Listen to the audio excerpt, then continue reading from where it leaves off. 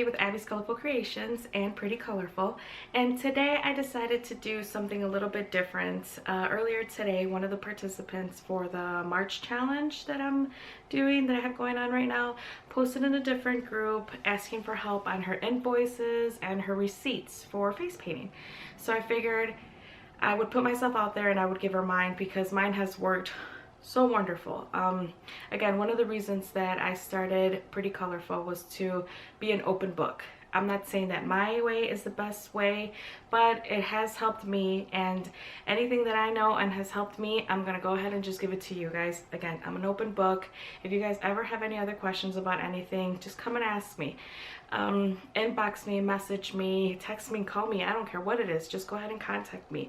I will be happy to help you. Again, my advice isn't the correct one. It's just I have a lot of lesson learned type of knowledge. When I first started 3 years ago, I didn't have that much help. I should have just asked. There's a lot of face painters out there that are so helpful and willing to just give you all the information you need, but I didn't know. I was a little shy back then. So again, I had to figure out a lot of things on my own. One of them being this, the receipt or the invoice that you guys pass out to the customers after making a sale. Okay, so I will go ahead and edit the video so you guys can see better images of this, but I had about 3, maybe 4, maybe even more invoices in the past 3 years that I started. I know that I started off with handwriting them, and believe it or not, I just switched over to typing them out about, I don't know, 6 months ago. I know, it's so weird. I don't know why I didn't type them out sooner. They do look more professional, guys. Handwriting, if you have a good handwriting, I mean, it's fine, but typing out seems a little bit more professional in my opinion. I'll go ahead and describe from top to bottom as to why I chose this. Okay, so I have just colorful, like a colorful line at the top. I have my logo here. I have my company name, my P.O. box address, my phone number, and my email. And then I go down to having all these media places that you can find me online. I have Facebook, and again, this is just based off of Abby's Colorful Creations. Okay, so the difference between Abby's Colorful Creations and Pretty Colorful. Abby's Colorful Creations is pretty much to catch customers' attention. That's just to sell parties, to book parties, to show the customers all the new designs that I'm generating for them. And then Pretty Colorful, that's where I post all my YouTube videos, my product reviews, when I write blogs, the new interview that I just did on Amanda Moody. Please check that out. So just things like that, things that will help out a face painter. Abby's Colorful Creations, solely based for customers. So again, all this information right here: Facebook, Instagram, Twitter, and Snapchat. I'm not very active on Snapchat, which I should be changing that soon, I hope. Let's see, and then I have company name. And this is just really an example. I just added a few things. Company name, no, I'm sorry, that says customer name. The first box is customer name. So for example, that would be me, Abby Asensio. Address, 1234 South Colorful Lane.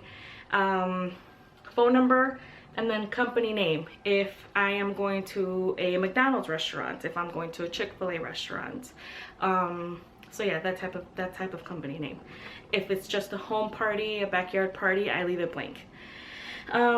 The state, city, zip code, and then the customer's email. I always make it a point to get the customer's email. I use it as an excuse, as in I'm gonna email you your invoice, but really I just want their email so I can continue to keep in contact with them. I like to do a mass email probably about once to every 2 weeks with all the new designs that I have for the customers. I send them out. So again, emails are very important to grow your business, to stay in contact with your customers. That's another reason why I also started the birthday club based off of a blog by PaintPal. So, but that's a different video.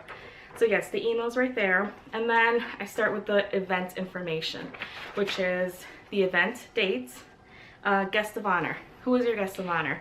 So about 2.5 years ago, Rob and I were at a birthday party. We were face painting, and I painted a whole mess of little kids. And then one new girl comes up to me and says, oh my God, can I please get the same face painting that Jocelyn has?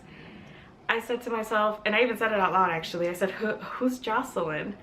And one of the moms that was standing in the line says, it's the birthday girl. I felt so horrible. Oh my God, it was the worst situation ever. Me and Rob just kind of looked at each other and said, lesson learned.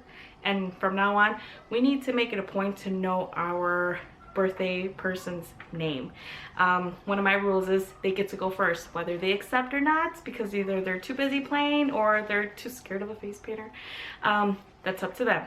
But as far as I go as a company, I have to face paint the birthday person's face first, and I have to know their name. So I definitely do make it a point to go in there. And plus, when I'm asking the customer and who's the guest of honor while, you know, getting their payment, it's not just about getting their money, give me your deposit. It's, you know, who's the birthday person? Is it their birthday party? Is it their first birthday party? Oh my God, those are always fun. Just make small talk. It always makes the customer feel a little bit more comfortable. The next section is event type. Again, their first birthday party, sixth birthday party, any type of party. I'd like to know what I'm stepping into. And then the facility type. There have been numerous times where I'm driving looking for an address and I'm looking for a house, and guess what? It's either a park district center or a restaurant, a banquet hall. So it's always important to know where you're heading to, so you're not wasting time trying to look for this place and then you're running late. It's a domino effect. Let's see, client, okay, tables and chairs. There's a section in here where I ask the customer, would you like me to bring my own table? It says tables and chairs just to kind of be on the safe side, but I have a bed back. So every party for me, it's kind of gambling here. How am I feeling? Am I gonna stand today? Is it a 2 hour? Is it a 1 hour? So I kind of just ask them, will you have it ready for me or do I have to take it? It's up to me if I end up using their chairs or I take my high chair. So carrying the table, it's always kind of a hassle, especially if I don't have Rob with me. I hate that. So if the customer's able to have a chair for us or a table for us, better for me, less things to carry. So I do ask if they can have one. If they don't have one, because you know sometimes they are kind of low on tables and chairs and they want them for their guests, I make them feel comfortable and say, don't worry, I can take my own. Oh, on that note, there have been many times where at the beginning where I wouldn't take a table and they would stick me in these most awkward places that I just was not comfortable. There wasn't enough space for my supplies, and I'd rather not even do that anymore. Sometimes I'd rather just take my table too. Okay, so then it says limit face painting to 3 minutes or less. During the summer, I do a lot of block parties, and sometimes, you know, they want me to just go a little bit faster rather than the detailed designs that I do sometimes. They just kind of want me to do faster designs. I always tell the customer I can do about 12 to 15 kids per hour, which is also a section here. But I mean, sometimes if I haven't booked a party and I'm desperate, I kind of do try to accommodate the customer as much as possible, especially if it's a birthday or a block party. I do tell them I can do faster designs if you want. You know, if you choose maybe 3 to 5 options per kid, or three for boys, 3 for girls, that kind of allows me to go faster. They're also not as detailed. They're still wow, they're still very nice to look at, the sparkles and everything, but it just allows me to go faster. Face painting instructions. If they have a theme going on, I've had a lot of customers where they say, I just want the boys to have Ninja Turtle mask. That's all they want. So that would go here for special instruction.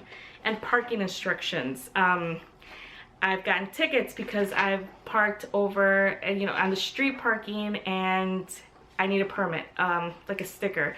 So I've gotten tickets for that, or I'm just going crazy looking around for parking, especially if it's like at a big park center where the party is all the way like in the middle of the park and I'm all the way over here. I need to know where I'm going to be parking. That helps a lot too.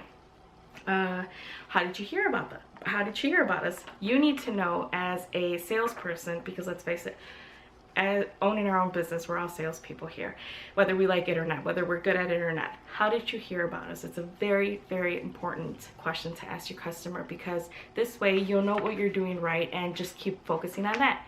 A lot of my customers come from referrals, so that means I'm doing a great job at parties, because then The host will pass out our business cards. I always make it a point to leave a couple of business cards behind with the host. So I mean, if you do a great job at a party, that's your best marketing that you can do. You can market all you want on Facebook. You can post your best picture perfect designs on Facebook, but bottom line is that these customers that see you at a party live painting right there with all the hecticness going on, that's your best seller right there. They get to see what you can truly offer. So luckily for me, that's where I get most of my customers from, referrals. And then the next part is description of what they're confirming, which it would be face painting, how many hours, 1 to 3 p.m., 2 hours at $125 each. These are all just numbers, trust me, I wish I could charge $125 each. 125 equals $250. This part right here, this entire form is in an Excel spreadsheet. So right here, when I enter these numbers, it just automatically calculates everything for me. So that's pretty fun and fast. Okay, so then example, if I was to sell balloon twisting, instead of 1 to 3, they only want it from 1 to 2. 1 hour, $100. And let's say this is a customer that is booking with me for the second time in 1 year. I do give them a discount, and it's just a returning customer discount, 10% off. So again, it calculates everything. If I'm gonna add a travel fee on there, I just put $10. It varies for me. And the grand total, and then the deposit paid. I do require a 50% deposit for every party that I book. Mine is $162.50. Remaining balance $162.50. Payment information. I have the deposit date, when they paid their deposit, their deposit terms, whether they paid through Chase Quick Pay, PayPal, credit card. I don't like to do cash that much, or at all even. And then balance terms. How are they going to pay me the day of the party? Are they going to do Chase Quick Pay the day of the party, or are they going to do cash? Most of my customers do like to do cash. And then in this little section right here, payment options. I have Visa, Chase Quick Pay, PayPal, or make the check payable to. I always call it for creations. Really quick, one important note that I skipped over.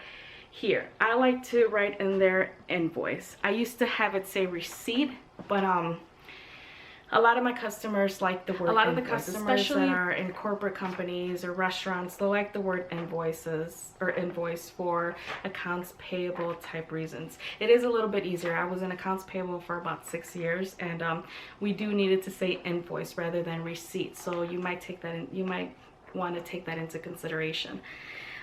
So yeah, after I sell a party, I charge the credit card right away, or accept their payment through Chase Quick Pay, whatever their method they're choosing. And I make it a point to send their receipt right away via email. A lot of customers sometimes are a little skeptical about giving their credit card information over the phone, or sending a Chase Quick Pay payment to somebody that they don't know. I always tell them, you know, I have over 50 plus reviews on Facebook, every single one of them 5 stars. Yay me. And I like to point that out, and I like to tell them, I'm gonna send you a receipt right away. All my information is on there. So that'll make them feel comfortable that they're just kind of handing money over to a complete stranger over the phone. And so yes, always make it a point to email the receipt right away. I print it out in color, I scan it right away, and I email it. So that's it. That's pretty much my form that I like to use for every single job. Again, it's not the best way, but I think it works for me. I happen to like a lot of details. I think I got that from my old boss. Details, details, details will make the customer feel better. And you too. I mean, again, when Saturday comes and you have 4 parties in one day, you want to stay focused and you want to stay organized. Organization is key, especially for me. So this works. I'm going to be sending a mass email to everybody that has sent me their emails later on today. So if you want to go ahead and send me your email, go ahead. I'll include you in the email. I think I've said email so many times now, but you guys get it. So if there's any questions that you guys have about this receipt or this invoice, please let me know. Again, inbox me, message me, Facebook me, Instagram me, Twitter me, whatever you guys want, whatever's easiest for you. I will respond as soon as possible.